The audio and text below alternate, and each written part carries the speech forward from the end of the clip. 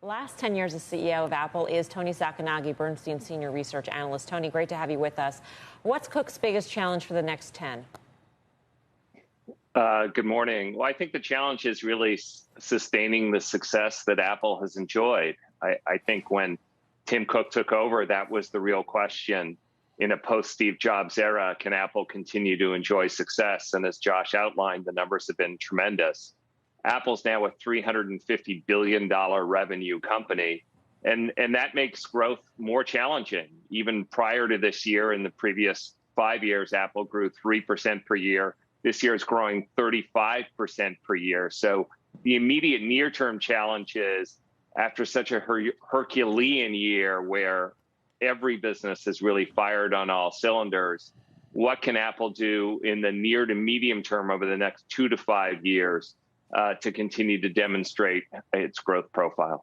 Well, what do you think that would be? I mean, would it be, for instance, making the phone something more like a leasable piece of hardware, phone as a service, if you will? Would it be attracting new, I don't know, doing more in the gaming realm? I'm just trying to think of what it would be, Tony, that could continue these growth rates.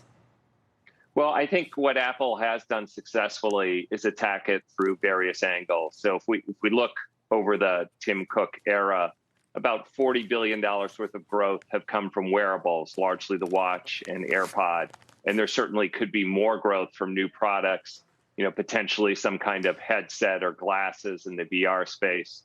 I think the second area has been through services. So again, while Tim Cook has been CEO, services have gone from about 10 billion to 70 billion, so an increase of 60 billion in revenues. And the challenge there is to continue to introduce new services. They've obviously introduced Apple TV Plus, they've introduced Apple Pay, et cetera, et cetera. And the question is, can they continue to build on that? I think one of the areas we're most excited about is Apple's nascent advertising business, which is just a few billion today, but was a few billion at Amazon, 4 or 5 years ago, and today it's a $25 billion business. We think that's an opportunity for Apple. And then to continue to evolve the iPhone, which remains about half the company. And I think your suggestion, Melissa, about can the phone perhaps reinvent itself as a service going forward has always been a question among Apple watchers.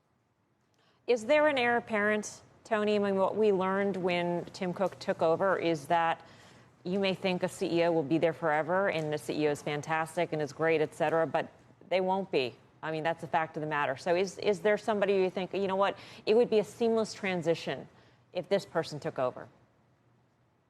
It's not clear, and I think it's important to recognize that Tim is 60 and in good health and has said that he'd like to be CEO for many more years. Not 10, I think he said, but many more. So that's another challenge for Apple over the next 3 to 5 years is thinking about a succession plan.